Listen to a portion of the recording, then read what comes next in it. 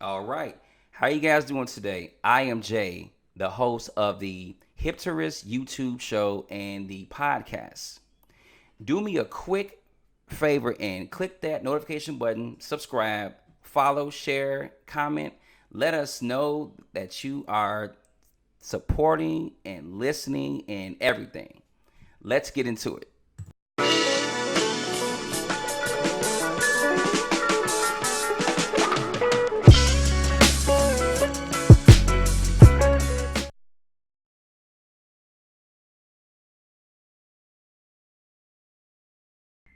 All right, let's get into it. On today's episode, we are going to discuss the three signs that we are in a global recession, a international depression, on our way to a international depression right now.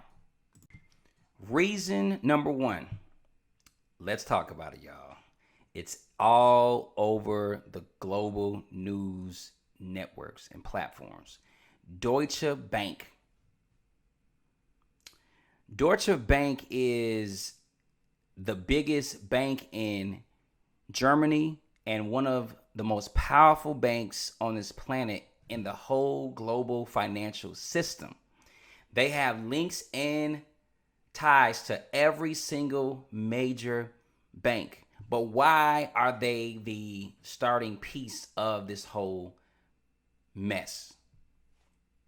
Deutsche Bank recently announced that they are going to be firing 18,000 high paid employees in their investment trading line of business over the next 3 years. Okay. These are 18,000 high paid jobs, y'all. And guess what? Most of those jobs are on Wall Street in the United States. That's a big problem. Also, they announced that they are exiting the investing space. So they're no longer going to be dealing with trading markets, financial markets and all that kind of stuff, right? The thing is, that is one of their main lines of business. That is also another problem. And number three, they are going to put $74 billion inside something called a bad bank. Literally, like, that's true. Like, I didn't make that up. They calling it the bad bank. They're going to spend off $74 billion in debt in this separate entity called a bad bank. What I don't get is at some point that debt still has to be serviced, right? Crazy. Number two, let's talk about Morgan Stanley. Morgan Stanley is one of the most powerful financial services and holding companies in the United States that has arms and apparatuses all over the planet in that same sphere. What did Morgan Stanley say? Well, over the weekend, they sent a private letter to their investment clients telling them that they are pretty much selling a lot of stocks so they can hold cash. Number two, they also said that they are buying government bonds instead of stocks. Number three, they are exiting their corporate credit debt market positions. What people don't understand is this is not just some bank that does investment services for clients. This is a major powerhouse telling you that they are what they call underweight in equities. Underweight is financial speak for we are getting the hell away from stocks because the market is about to crash. And we're going to hold cash. So once the bottom hits, the lowest point of a market crash, we're going to buy it all up again and reinvest it and create more wealth gaps. Just saying. This is crazy. Now, about this corporate credit. So, most people just know about the stock market. They don't know about the overall financial market space. You have the bond market, the stock market, and you have the private corporate credit market where for companies to bring in some quick investment cash, they create these corporate bonds and they sell them through banks to clients who are usually banks anyway. So what Morgan Stanley is basically saying is these private companies are broke, so their debt is junk, and we're not going to stay in that space anymore because if we do, we're going to lose a lot of money and we're not going to damage our reputation for that. So that's all I'm saying. Pretty bad news. Number 3, the biggest and the most powerful bank on this planet, JP Morgan Chase, said that there potentially is going to be a massive sell-off in the bond market, that which will probably spill over into the stock market.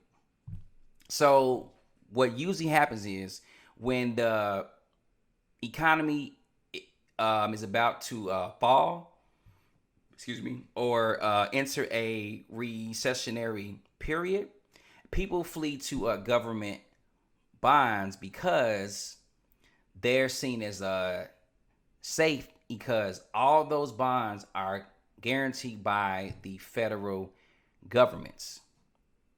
So they're saying even if the whole economy falls, the government always pays its bills. That is factually not true, okay? So if they're telling you that the bond market is no longer a safe haven, then what do you think is going to happen to stocks? I'm going to leave you to think about that. Let me give you guys a little bit about my background in this particular financial space, right? So I would say I became financially woke in 2003. I've been studying markets, economy, micro and macro, contemporary economics, central banking, geopolitics, and just everything in that space since 2003. And so when I discovered economics, it totally changed my life. I was already playing the stock market. I've been playing the stock market since 7th grade, 100% self-taught. And when I learned economics, which is the language of money, kind of the only language that actually matters, it just opened me up to just so much. It showed me how society factually operates.